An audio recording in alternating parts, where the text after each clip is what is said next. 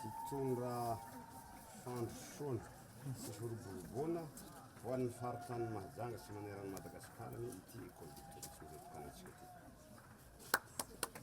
Bonjour messieurs les atao lavalava rô menao e. On va passer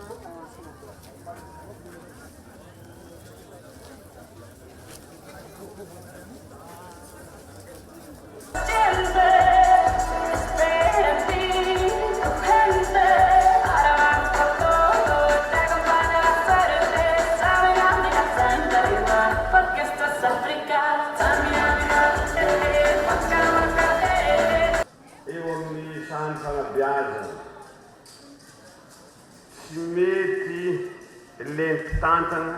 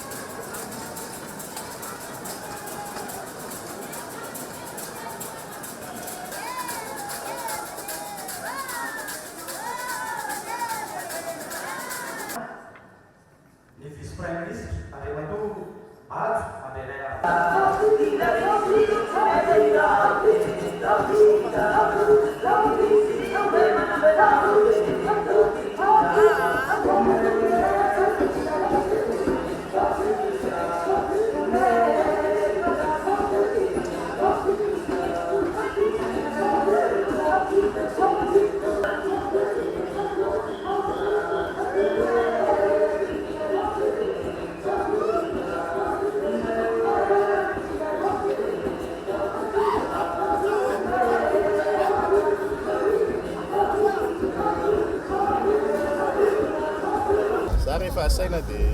tonga foana raha ohatra liana fa hoe namana mahafinaritra olona isan'ny ahafahana miara-miasa tsara tana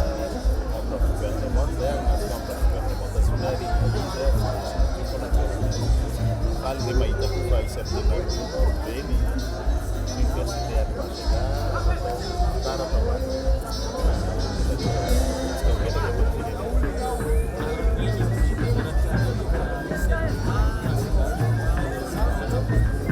candidat fa tsoka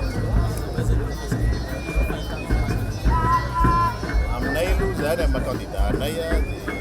daty amin'ny efatra nationale ihany daty officialy fantatra izy ahafahana maha-candidat zay zay marararana zay fa ivoatrany amin'ny izy raha satria raha isika dia izao sady nangana firenena vaovao anangana republika vaovao ka tsy fanarahan-dalàna ny fivahana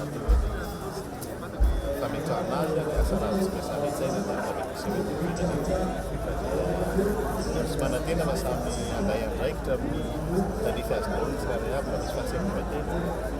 misy eto amin'ny fampianarana ambonitsika androany fampianarana famonavolana olom-pirenena vantina mino fa zao tsy natao atonavatsika sy fanarahan-dalàna fa maika fampianaranasika manata sy feny lalàna sy tina mpiara-monina